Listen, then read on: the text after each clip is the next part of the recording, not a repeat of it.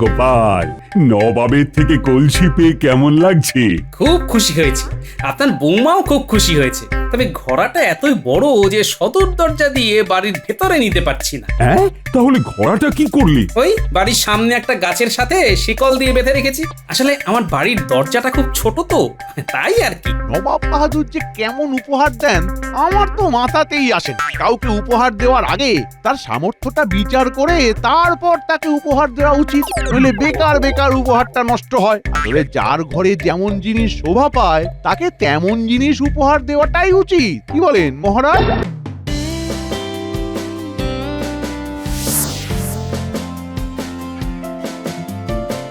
বাবা, মুর্শিদাবাদ রাজবাড়ি তো চেনাই যাচ্ছে না। নবাব তো পুরো রাজবাড়ির ভোল বদল করে দিয়েছেন। আজ নবাব বাহাদুরের জন্মদিন বলে কথা, রাজবাড়ি তো সেজে উঠবেই। ওই যে নবাব বাহাদুর আসছেন। এসো এসো এসো কৃষ্ণচন্দ্র, এসো এসো। জন্মদিনের শুভেচ্ছা আর মন ভরা ভালোবাসা। ধন্যবাদ গোপাল। যাক, কেউ তো একজন আমাকে জন্মদিনের শুভেচ্ছাটা জানালো। আমি তো ভাবলাম তোমরা হয়তো ভুলেই গেছো। বেশ বেশ বেশ, এবারে এসো দেখি আমার সাথে।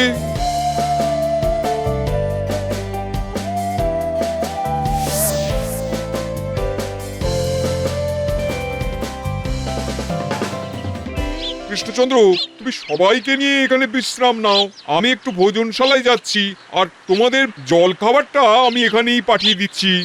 আগে নবাব বাহাদুর, আপনি এত ব্যস্ত হবেন না। নবাব বাহাদুর, গোটা রাজ্যের প্রজারা ভোজ খাবার জন্য চলে এসেছে। কাউকে আর আটকানো যাচ্ছে না। খাবার না পেয়ে সবাই হাঁড়ি পাতিল যা পারছে সবকিছু থেকে খাবার নিয়ে চলে যাচ্ছে। আরে আটকাও ওদের, এইভাবে কি সমাধান হবে? নবাব বাহাদুর, এ কি ভয়ঙ্কর অবস্থা! আর বলো না গোপাল, আমার সব কিছু গুলিয়ে যাচ্ছে। এত প্রজার মুখে আমি কিভাবে খাবার তুলে দেবো? সমস্যাটা কি আমাকে একটু খোলসা করে বলুন না। রাজ্যের প্রজার সংখ্যা অনুযায়ী খাবারের সুবন্দোবস্ত করেছিলাম, কিন্তু এত খাবার রান্না করার জন্য তো আমার কাছে তেমন বাসনপত্র নেই। এতটা বেলা হয়ে গেছে, সবাই অভুক্ত, তাই একটা পদ তৈরি হতে না হতেই যে যার মতন খাবার তুলে নিয়ে খেয়ে নিচ্ছে। এই সমস্যা তো আমি এক্ষুনি তুড়ি মেরে সমাধান করে দেব। হ্যাঁ আচ্ছা নবাব বাহাদুর, আপনাদের আশেপাশে কোনো কামারশালা আছে? আছে তো, কিন্তু কামারশালা দিয়ে কি হবে? আপনার যত কাঁসার বাসন আছে সবকটা আমাকে দিন তো। কেন?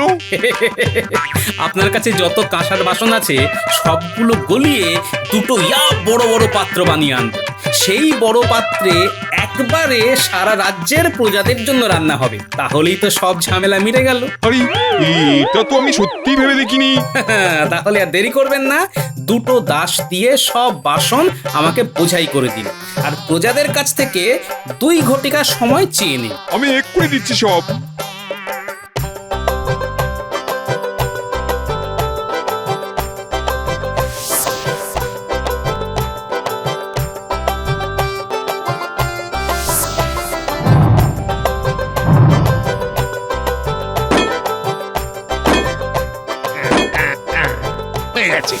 অনেক বড় পাতিল বানিয়ে ফেললে গো কামার। বাবা বাবা, খুব ভালো হয়েছে, খুব ভালো হয়েছে। এই কে আছিস? এই পাতিল দুটোকে তাড়াতাড়ি রাজবাড়িতে নিয়ে চল।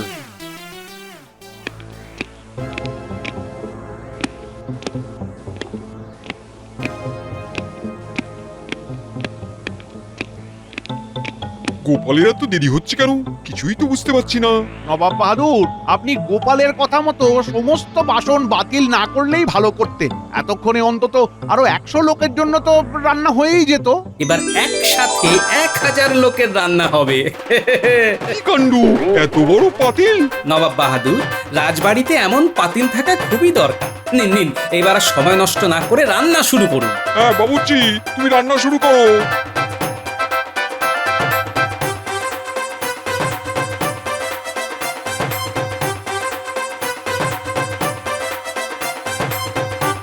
নবাব বাহাদুর, রান্না তো প্রায় শেষের পথে। আপনি প্রজাদেরকে ভোজন গ্রহণের জন্য বসতে বলুন। হ্যাঁ, রান্না হয়ে গেছে, এটা খুব ভালো কথা। উজির, আর দেরি করো না, প্রজাদের ভোজনে বসতে বলো। আগে জাহাপানা।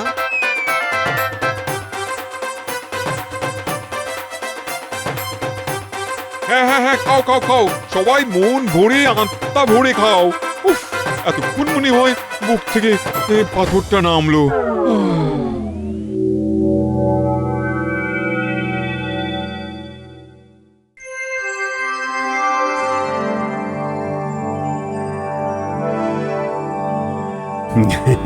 জাহাপানা, খুব সুন্দরভাবে আপনার জন্মদিন উদযাপন করলাম। এইবার তাহলে আমাদের বিদায় দিন। এই সব কিছুই হয়েছে তোমাদের গোপালের জন্যে। হ্যাঁ গোপাল, তোমাকে অনেক অনেক ধন্যবাদ। তোমার জন্য কালকে প্রজাদের কাছে আমার মান সম্মান সব বেঁচেছে। এমন করে বলবেন না। মহারাজ কৃষ্ণচন্দ্রের প্রতি আমার যেমন একটা কর্তব্য আছে, তেমনি মুর্শিদাবাদের নবাবের জন্য তো আমার একটি কর্তব্য রয়েছে। সত্যি গোপাল, তুমি শ্রেষ্ঠ। শ্রেষ্ঠ না ছাই। তবে হ্যাঁ, আমি কিন্তু খালি হাতে তোমাকে ফেরাবো না।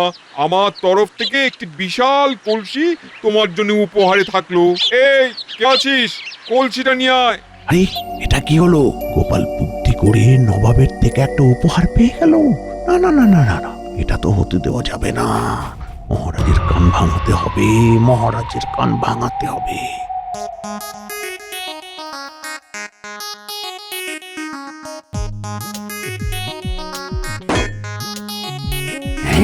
এত বড় কলসি!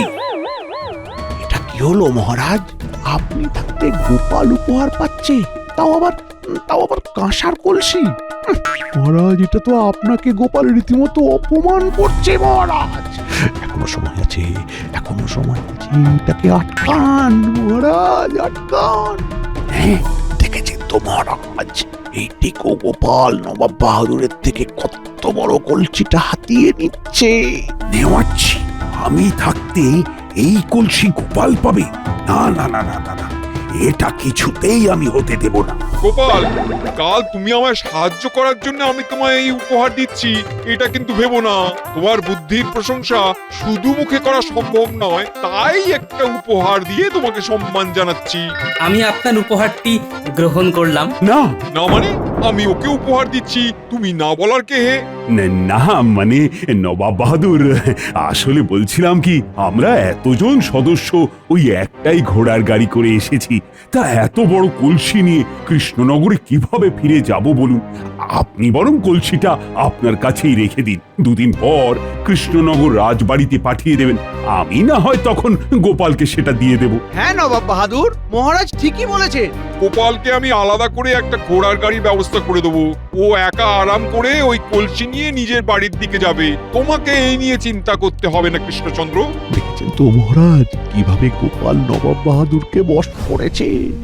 মহারাজ, কিছু করুন।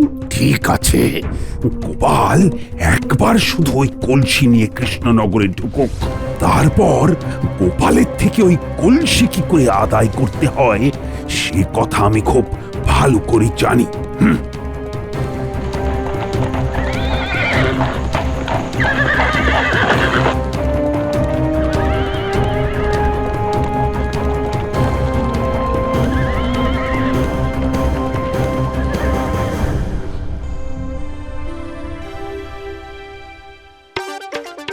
বাপ রে বাপ, এত বড় কলসি তো আমি জন্মেও দেখিনি গো। এটা হলো গোপালের বুদ্ধির পুরস্কার, বুঝলে? বলছিলাম, এই এত বড় কলসি তো আনলে, এই কলসি ভর্তি করে চাল রাখলে কেমন হয়? শখখানা তো মন্দ নয়। এমনি কলসিটা এত বড় যে এটাকে সদর দরজা দিয়ে বাড়ির ভেতরে নিতে পারছি না, এদিকে সেটাই কিনা উনি চাল রাখবেন। আর এত বড় কলসিতে চাল রাখতে গেলে কম চাল লাগবে বলে তোমার মনে হয়? আমি সারা বছর যা মাইনে পাই তা দিয়েও আমি এই ঘরা পূর্ণ করতে পারবো না গিন্নি। ও, তাহলে কলসিটা কি এভাবেই পড়ে থাকবে? চোর এসে যদি চুরি করে নিয়ে যায়? এতই সহজ। যতদিন না দরজা কাটিয়ে কলসিটা বাড়ির ভেতরে নিতে পারছি, ততদিন কলসিটা এখানে শিকল আর তালা দিয়ে বেঁধে রাখবো। হাতে টাকা কড়ি এলে দরজাটার ব্যবস্থা করতে হবে। এবার যাও দেখিনি, ঘর থেকে একটা তালা আর শিকল নিয়ে এসো।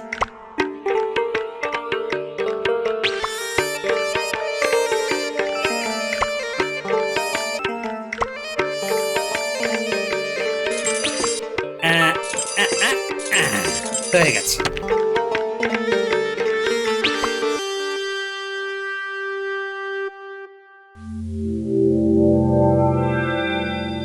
গোপাল, নবাবের থেকে কলসি পেয়ে কেমন লাগছে? খুব খুশি হয়েছি, আপনার বৌমাও খুব খুশি হয়েছে। তবে ঘোড়াটা এতই বড় যে সদর দরজা দিয়ে বাড়ির ভেতরে নিতে পারছি না। হ্যাঁ, তাহলে ঘোড়াটা কি করলি? ওই বাড়ির সামনে একটা গাছের সাথে শিকল দিয়ে বেঁধে রেখেছি। আসলে আমার বাড়ির দরজাটা খুব ছোট তো, তাই আর কি। নবাব বাহাদুর যে কেমন উপহার দেন আমার তো মাথাতেই আসে না। কাউকে উপহার দেওয়ার আগে তার সামর্থ্যটা বিচার করে তারপর তাকে উপহার দেওয়া উচিত, নইলে বেকার বেকার উপহারটা নষ্ট হয়। আসলে যার ঘরে যেমন জিনিস শোভা পায় তাকে তেমন জিনিস উপহার দেওয়াটাই উচিত। কি বলেন মহারাজ? একেবারে ঠিক বলেছ মন্ত্রী। গোপালের ঘরে তো ওই কলসি শোভাই পায় না। গোপালের ব্যবহারের যোগ্য কোনো উপহার দেওয়া উচিত ছিল। ব্যাপারটা কি মহারাজ, হঠাৎ এভাবে কথা বলছো কেন? তাহলে মহারাজ আমি আপনাকে একটা উপায় দিতে পারি। কি উপায়? আপনি গোপালের থেকে ওই বড় কলসিখানা নিয়ে নিন, আর তার বদলে গোপালকে একটা ছোটখাটো কলসি দিয়ে দিন, যেটা আসলে গোপাল ব্যবহার করতে পারবে।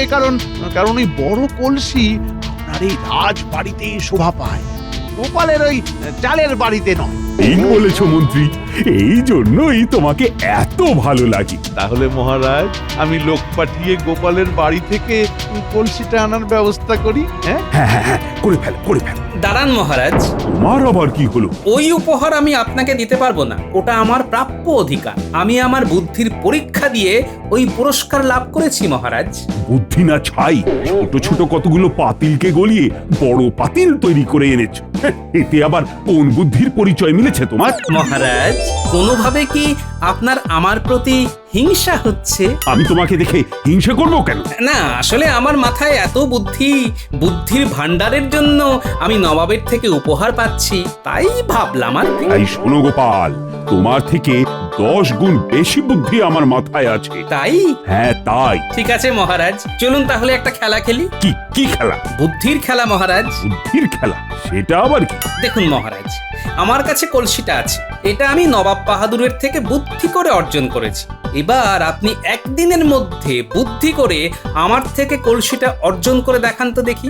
আপনি যদি একটা রাত বুদ্ধি করে কলসিটা থেকে আমাকে আলাদা করতে পারেন, তাহলে আমি বুঝবো আপনার মাথায় বুদ্ধি আছে, আর আমি খুশি মনে আপনাকে ওই কলসিটা উপহার হিসেবে দিয়ে দেব।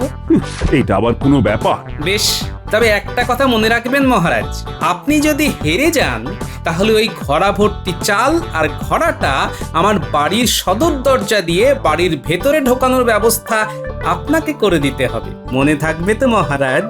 আরে হ্যাঁ হ্যাঁ, মনে থাকবে, মনে থাকবে। মহারাজ চিন্তা করবেন না, আমাদের কাছে অনেক যন্ত্র আছে। ওর ওই জং ধরা শিকল কাটতে আমার এক মুহূর্ত সময় লাগবে না। কিন্তু মন্ত্রী, একটা সমস্যা আছে। কি মহারাজ? দেখো, গোপাল তো সারাদিন ধরেই ঘোড়াটা পাহারা দেবে। ও যা চালাক, ওই ঘোড়াটা এক মুহূর্ত কাজ ছাড়া করবে না মন্ত্রী। দিক না কেন, এটা তো আমাদের পক্ষেই ভালো হবে। মানে? গোপাল সারাদিন ধরে কলসিটা পাহারা দেবে আর ক্লান্ত হয়ে গভীর রাতে ঘুমিয়ে পড়বে, আর সেই সুযোগে ঘোড়াটা আমরা সরিয়ে আনবো। হ্যাঁ, এটা ঠিক, কিন্তু রাতেও যদি না ঘুমোই? তাহলে তো ঘুমের পুড়িয়া আছেই মহারাজ, সেটা আমি ঠিক কায়দা করে ওদের খাওয়ারের সাথে মিশিয়ে দেব, তাতেই দুজনেই ঘুমিয়ে উপকার। বাহ বাহ বাহ মন্ত্রী, তোমার মাথায় বুদ্ধি আছে। তুমি তাহলে সেপাইদের বলে দাও, আজ রাতের মধ্যেই ওই ঘোড়াটা কিন্তু আমার চাই চাই। আপনি কিচ্ছু চিন্তা করবেন না মহারাজ, আজ রাতেই কলসিটা আপনার হাতে তুলে দেব। মহারাজ, যতই আপনি ঘুষুর ঘুষুর ফুসুর ফুসুর করুন না কেন, ওই খরাখানা আপনি আর পাচ্ছেন না।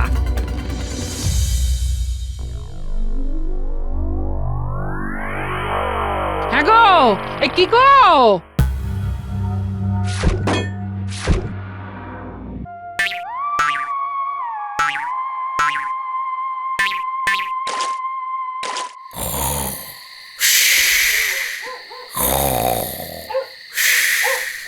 এই মানুষটার কাণ্ড দেখো, কেমন নাক ডেকে ঘুমোচ্ছে। ওইদিকে মহারাজ কলসি নিয়ে চলে গেলে বুঝবে ঠেলা। এ কি গো, উঠবে নাকি? আরে আরে আরে আরে, ও হলোটা কি? তোমার কি কোনো কাণ্ড জ্ঞান নেই গো? বলি বাইরে কলসিটা এভাবে বাঁধা আছে আর তুমি এদিকে সারাদিন ধরে নাক ডেকে ডেকে ঘুমোচ্ছ। মহারাজ যদি কলসিখানা তুলে নিয়ে যায় তখন কি হবে? যা কাজ হবে এখন হবে। তুমি যে কি বলো না, আমি কিছুই বুঝি না। তোমার অত বুঝে কাজ নেই। না নাও চলো, খেতে দেবে চলো। এসো। এ কি, খাবারগুলো এভাবে আলগা করে কে রাখলো? কি বলছো? খাবারগুলো তুমি ঢেকে রেখেছিলে? আরে আমি তো এক্ষুনি রান্না করে খাবার দাবার সব ঢেকে ঢুকে তারপর তোমাকে ডাকতে গেলাম। কি ভুতুরে কাণ্ড দেখো তো। হ্যাঁ, আচ্ছা এই ব্যাপার। গিন্নি, এগুলো ভূত নয়, এগুলো হলো কিম্ভূত। যা খাবার বানিয়েছো সব ফেলে দাও। এই খাবার খাওয়ার কোনো দরকার নেই। ঘরে মুড়ি বাতাসা আছে, ওই নিয়ে ঘরে চলে এসো। কি যে হচ্ছে, দূর চাই।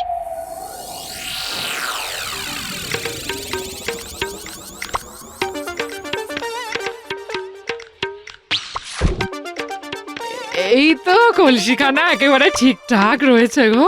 এই চলো চলো চলো ঘুমিয়ে পড়ি, কি ঘুম পেয়েছে। বেকার বেকার এই ঘর আনটিটা নিয়ে আসলে। গিন্নি, এত হালকা ভাবে নিলে চলবে না। শত্রুপক্ষ একেবারে বুনো ওল। তাহলে কি করবে? সারা রাত জেগে এখানে বসে পাহারা দেবে? খেয়ে দে তো আর আমার কাজ নেই। সারা রাত না ঘুমিয়ে কলসি পাহারা দেব। তাহলে কি করবে? এই ঘরাঞ্চিটা দিয়ে আমি এই কলসির ভিতরে ঢুকে যাব, আর তুমি এই ঘরাঞ্চিটা আমার আগের জায়গায় রেখে সদর দরজা লাগিয়ে ঘুমিয়ে পড়বে। ব্যাস। সে কিনা তুমি এই কলসির ভেতরে ঘুমাবে? কলসি কাজ ছাড়া করা যাবে না। নাও নাও নাও, আর কথা বাড়িয়ে লাভ নেই। এসো তাড়াতাড়ি কাজটা সেরে ফেলি, অনেক রাত হয়েছে, ঘুম পাচ্ছে। তুমি ভালো করে ঘরাঞ্চিটা ধরো তো, আমি কলসির ওপরে উঠছি। আচ্ছা আচ্ছা। ভালো করে ধরো গিন্নি, একবার এদিক ওদিক হলে কিন্তু কেল্লা ফতে। এই আমি ধরে আছি, এই ধরে আছি ধরে আছি। হ্যাঁ হ্যাঁ, আমি শক্ত করে ধরে আছি, তুমি ওঠো ওঠো। বাবা, হয়ে গেছে। আমি এবার কলসির ভেতরে নামছি, তুমি এই ঘরাঞ্চিটা নিয়ে বাড়ির ভেতরে চলে যাও। আচ্ছা, এই সাবধানে সাবধানে নামো। ওরে বাবা রে! কি হলো? এই ঠিক আছে তো? হ্যাঁ, যাও যাও, তুমি তাড়াতাড়ি বাড়ির ভেতরে চলে যাও।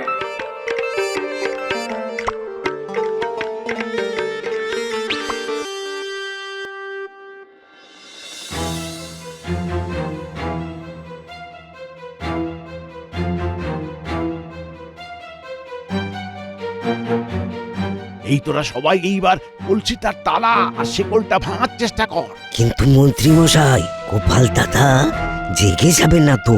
জেগে গেলে কিন্তু কারোর আর রক্ষে থাকবে না। আরে না না না, ওরা এখন গভীর ঘুমে ঘুমোচ্ছে। নে নে নে, কাজ শুরু কর, কাজ শুরু কর। কি হলোটা? একটা তালা আর একটা শিকল ভাঙতে এতক্ষণ সময় লাগে? গোপাল দাদা এই তালাতে এত প্যাঁচ লাগিয়েছে যে কোন দিক দিয়ে শুরু আর কোন দিক দিয়ে শেষ কিছুই তো বুঝতে পারছি না। এই গোপালটা পেটে পেটে যত প্যাঁচ, ওর শিকলেও ততখানি প্যাঁচ। চল, এভাবে ঠুকঠাক করে হবে না, জোরে ঘা মারতে হবে, জোরে। কিন্তু ঘা মারলে যে আওয়াজ হবে, সেই শব্দে যদি গোপাল দাদা ঘুম ভেঙে যায়? কিচ্ছু ঘুম ভাঙবে না, যেটা বলছি সেটা কর। আরে এই তো শিকড়টা খুলে গেছে। দেখলি তো আমার কত বুদ্ধি। নে নে নে নে নে, এবার সবাই মিলে তাড়াতাড়ি কলসিটা কাঁধে তুলে নে।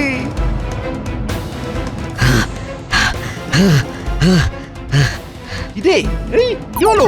দাঁড়িয়ে আছিস কেন? কাঁধে তোল। মন্ত্রী মশাই, কলসিটা খুব ভারী, কোনোভাবেই তোলা সম্ভব হচ্ছে না। বললেই হবে? হ্যাঁ, আমিও হাত লাগাচ্ছি।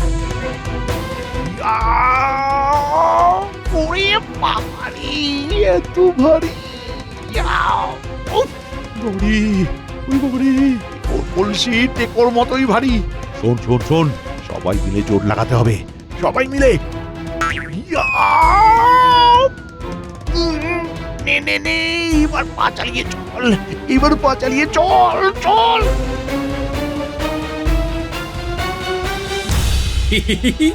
ভালোই হেলানির দুলুনি খাচ্ছি।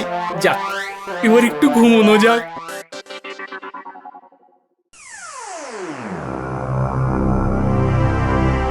এ কি সকাল হয়ে গেল, ওরা এখনো কলসিটা নিয়ে আসছে না কেন? মহারাজ আপনি খামোখা ওই গোপালের বুদ্ধির সাথে লড়তে গেলেন। ওর যা বুদ্ধি, ওর সাথে পেরে উঠবেন না মহারাজ। চুপ করো তো, এমনিতে আমি আমার জ্বালায় পাচ্ছি না, তার মধ্যেও কাটা খায় নুনের ছিটে দিচ্ছে। তাহলে কি মন্ত্রীরা সত্যি সত্যি কলসিটা গোপালের থেকে আনতে পারলো না? আরে ওই তো মন্ত্রীরা চলে এসছে।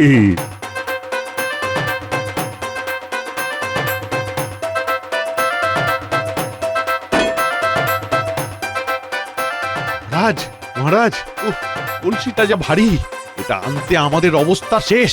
ঠিক আছে ঠিক আছে, আয় কে আছিস, ওদের একটু জল দে। নাও নাও নাও, জল পান করো। যাক বাবা, তোমরা যেভাবেই হোক কলসিটা তো নিয়ে এসেছো। কি এটা কি হচ্ছে? আরে এটা কি হচ্ছে? এটা তো মনে হচ্ছে ভুতুরে কলসি। বাবা, এসে কিনা এটা একটা ভুতুড়ে কলসি। ওরে বাবা রে, ভূত ভূত ভূত ভূত।